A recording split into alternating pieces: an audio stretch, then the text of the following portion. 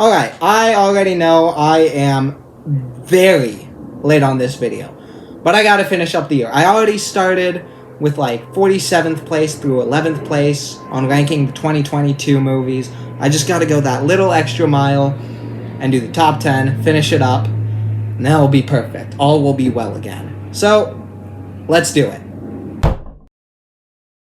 So, at 10th place is The Menu.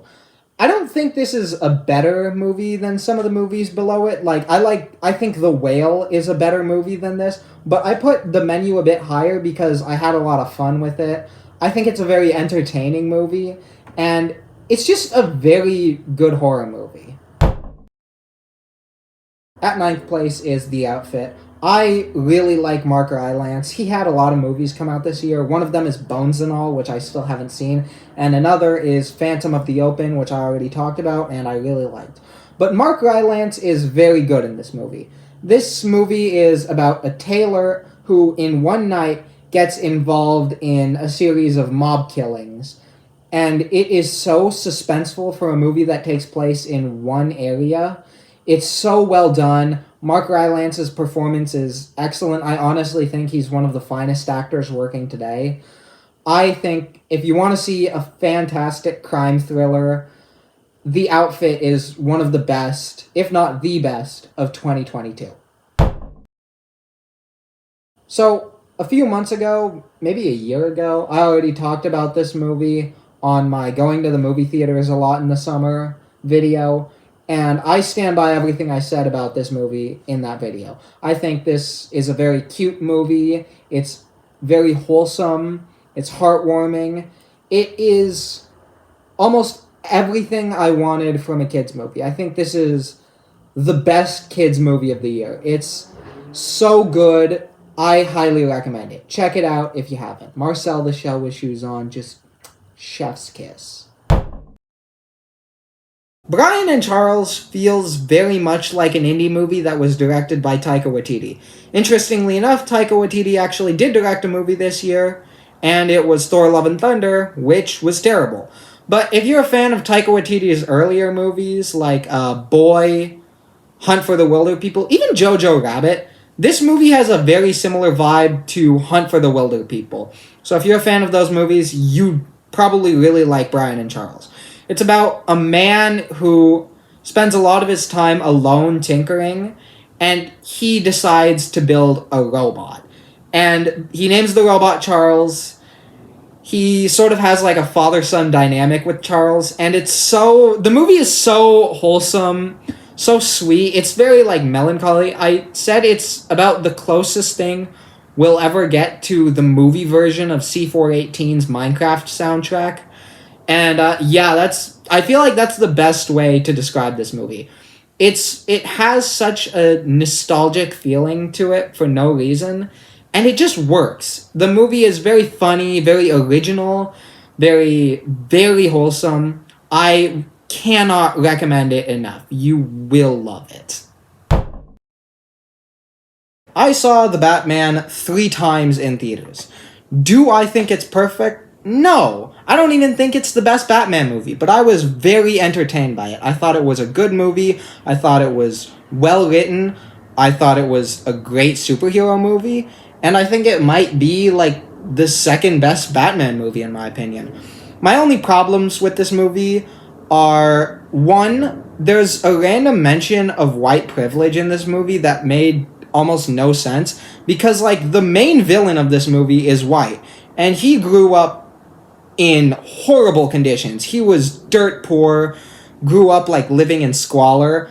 And on the other hand, you have characters who are black, like Jeffrey Wright's character, Jim Gordon, and the mayor of this city is rich and black and very successful. So bringing race into it really doesn't make much sense for the story. It more seems like just a random message to push the agenda of the movie. And it seems more like a class thing than a race thing, in my opinion. Like, I think if this movie went for a more, like, a study on class rather than some random message towards race, it would have made a lot more sense. It would have been a much more, like, coherent statement to make. And my other problem, a more major one, is the Riddler sort of got dumber by the end of this movie. Like, at the beginning, it seemed like he was predicting everything the Batman would do. He was a few steps ahead.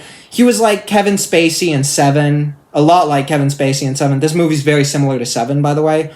But by the end of this movie, he does a lot of things that just sort of seem like they were destined to fail. Like, there's one thing he does where he, like, I'm not going to spoil it, but he seems like so determined that it's going to work, but it's so easy to foil that Batman foils it immediately. Like, in front of him, he foils it.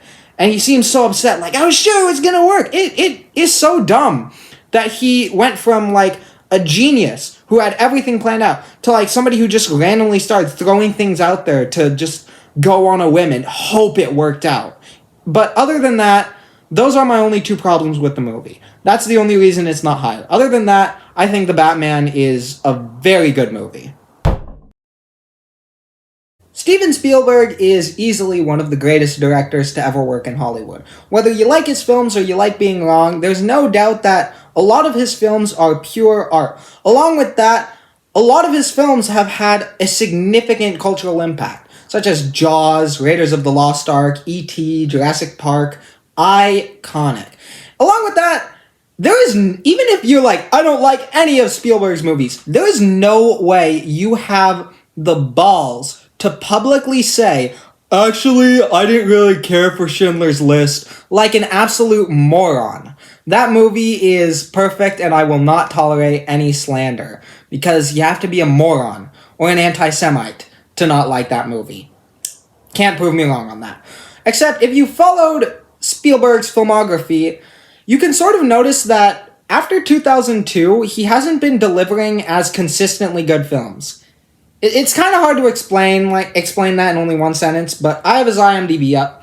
Let me show you what I mean. 2002, he made both Minority Report and Catch Me If You Can. Two very good movies. After that, he made The Terminal, which was okay, War of the Worlds, which sucked, Munich, which was good, Kingdom of the Crystal Skull, which sucked, Adventures of Tintin, which was fine, Warhorse, which was okay, Lincoln, which was good, Bridge of Spies, which was good, The BFG, which sucked, The Post, which was pretty good, Ready Player One, which sucked, and West Side Story, which no one could understand unless you spoke Spanish, because for some reason, he considered it offensive to add subtitles to the movie. But after all that, I can confidently say that Spielberg is back with The Fabelmans. Before, my top three Spielberg movies used to be Catch Me If You Can, Schindler's List, then Saving Private Ryan. But after that, get out of here, Catch Me If You Can, get up here, The Fabelmans. Oh my gosh, Fabelmans, third favorite Spielberg movie. It is so good. Not only does it have Spielberg's typical whimsical nature, but it also made me appreciate what it means to be a filmmaker. It was a long time from when I made my short film and got really discouraged because I didn't really like how it turned out, to watching The Fabelmans, where I straight up stopped being interested in becoming a filmmaker when I grew up. But then, after watching The Fabelmans, that just reinvigorated that passion. I went home and started thinking, like, this is what I want to do with my life. This is a beautiful work of art. The Fabelmans is such a good movie. It made me appreciate so much about filmmaking. And I've always been sort of aware that there was somebody behind the camera, that there was a talented individual who made this movie. But there's movies like The Shining is a great example. The Shining made me so aware of how much talent it takes to make a good performance, just from Jack Nicholson's performance. And The Fabelmans made me so aware of how much talent and heart it took to become a filmmaker. It doesn't just take a camera, it takes a lot of heart and passion. And there's a lot of scenes in this movie where after watching it, you can go back and realize that is really clever. It's not even like obvious things either. There's one shot of Paul Dano just looking at the ceiling after seeing something very sad, and you feel so much for him due to both a combination of John Williams' score, Spielberg's direction, and Paul Dano's awesome performance. And by the way, all the performances, especially Michelle Williams and Paul Dano, are phenomenal. I absolutely love this movie. I watched it, and you know how good it was? After I watched it, I texted my friends. I was like, hey, you guys gotta see this with me. Come on, come on. I dragged two of my friends to go see it with me. Thank you so much if they're watching. That was very nice of you guys to indulge me. I dragged them to go see it again. I loved it even more the second time. This movie, it just, I cannot express how beautiful I think it is. If you haven't seen The Fabelmans, I highly recommend it. I think it's definitely Spielberg's best recent movie. If you were to go back in time to when I was first getting into film and tell me that 4 years from now I would be crying to a movie about the multiverse, kung fu, laundry, taxes, motherhood, love, the Asian experience, and donuts, and it was directed by two guys who directed a movie about a man falling in love with a dead body, and it would win Best Picture, I would absolutely go home, type my address into the sex offender registry, and find out how much danger I was in. But now I can see it happening. This movie is amazing. I have tried to convince so many friends to see this movie without actually telling them what it's about, just saying, trust me, I know you will love this movie. And then being right, it is what it is. I'm so proud of it. If you haven't seen this movie, don't you dare look anything up. Watch it. Pretty please. If you don't have it, text me. I will invite you over and I will show it to you Clockwork Orange style, where I hold your eyes open, drop things into them, play, a bit of Beethoven over it, and you scream and enjoy the movie. This movie is so good. I absolutely love it. It's definitely in my top 50, maybe top 30 movies of all time. I don't know. I have the list on Letterboxd, but it is easily one of the greatest movies of all time. Okay, look at me when I say this. Vengeance has the most thematically relevant and genius use of a Lana Del Rey song that I've ever seen in a movie. If that isn't enough to get you to watch this movie, I don't know what is. Other than that, I really like Vengeance. I thought this was an incredible movie. I don't really think it's a better movie than Everything Everywhere All at Once, but I put it higher because I really enjoy this movie. I personally like it just a teensy bit better. That might change over time, but for now, I think Vengeance is just a phenomenal movie. I know I said this like a really long time ago that I want to do a review on it before I talk about it very quickly, but that's true for this too. I don't want to talk about it too much. I want to do a review on it for some reason. And I know I'll do it eventually. I don't know when, but I will do it. I pinky swear to it. But let's move on and just know that I absolutely love this movie and you should see it. It's on Amazon Prime. Pretty please. Not only is Babylon one of my favorite movies of the year, but it's also one of my favorite movies of all time. The Fabelmans got me back into filmmaking, but Babylon is what got me back into film, because by the end of it, you feel bad for a lot of the characters who didn't succeed by the end of it, but you also feel so good knowing that they got to make movies. And by the end of it, you just have such a deep appreciation for movies that you wouldn't have had in the first place. After this movie, I went to go watch a bunch of movies that I've never seen before. Just like a bunch of critically acclaimed movies that for some reason I hadn't seen before. And a lot of them I'm grateful to have seen now. One of them being Singin' in the Rain. And after I watched Singin' in the Rain, I went back to watch this movie and realized that Babylon is essentially... kids, if any kids are watching, cover your ears for a sec. Babylon is basically a coke-fueled, orgiastic version of Singin' in the Rain. This movie is that. I feel like that's the best way to describe this movie, but it works so much. It's like, I love movies about excess. Like Boogie Nights is a great one. Wolf of Wall Street is a great one. Once Upon a Time in Hollywood is fantastic. And this is another movie about excess that works so well because it was put at a time of great excess, the 1920s in Hollywood. And because of that, Damien Chazelle, the director, created such a rich cast of characters, all of whom are played phenomenally by their respective actors. He created a rich cast of characters who you're invested in throughout the entire movie. Along with that, a few other things I want to say about this movie that are very quick. This movie is like 3 hours long, but it doesn't feel like it at all. It feels like an hour at most. It's very funny. A lot of the performances, especially Margot Robbie and Brad Pitt and Diego Calva, the main three, are fantastic. It should have won Best Production Design and Best Score at the Oscars, especially Best Score. Justin Hurwitz did a phenomenal job crafting this score. And what else? Brad Pitt gives one of the greatest monologues I've ever seen in a movie. And it's not even like that important of a monologue to the story. It's important to the atmosphere and to his character. But mostly, it's in the middle of the movie. So it feels so weird to have such a cinematic monologue in the middle of the movie. And the ending of this movie is perfect.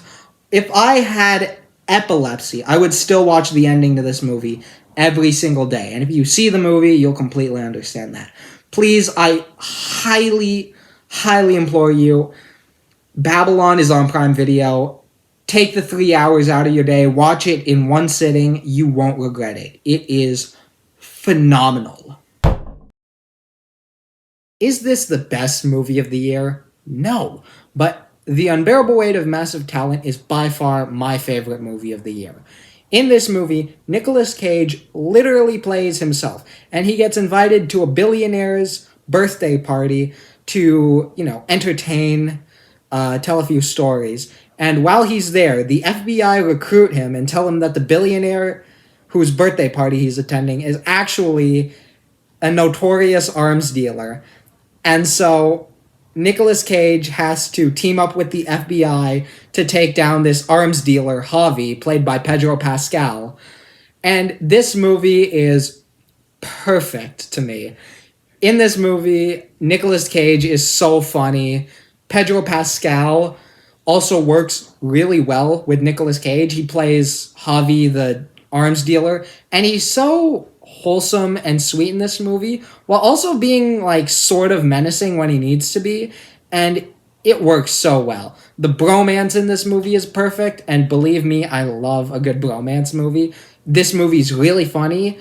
It is basically Nicolas Cage fan service. Leading up to it, I watched 8 different Nicolas Cage movies. I went on a full-on marathon, because before this, I really didn't have much of an opinion on Nicolas Cage.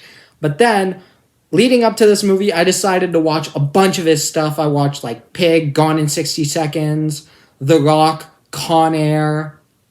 What else did I watch? Stolen Sucked, Season of the Witch, Amos and Andrew, and there was one more. I don't remember what it was. I'm sure it'll come to me someday. But I watched all of those, and by the end of it, I was a Nicolas Cage super fan. And it was worth it. Studying Nicolas Cage to watch this movie in theaters was one of the most satisfying experiences ever. I've watched this movie so much. There was a full-on week where I bought this movie on Blu-ray and then watched it every single night for a full week. That's how much I love this movie. This movie is by far the perfect comedy, in my opinion. It's so funny. It's so good. Even if you don't like Nicolas Cage, I think it's highly worth checking out. Because as of right now, The Unbearable Weight of Massive Talent is my favorite movie of 2022. Well, that about puts an end to a very long-winded series that I procrastinated on. That puts an end to a very long-winded series that I shouldn't have procrastinated so much on. Thanks so much for sticking through it. If you've seen all 3, I appreciate it. And before you leave, Why don't you tell me what your favorite movie of 2022 is? You just saw me explain why The Unbearable Weight of Massive Talent was my favorite for a solid 4 months. So now it's your turn. Tell me what it is, and after that, you can head on out. Stay safe, and watch good movies. Bye!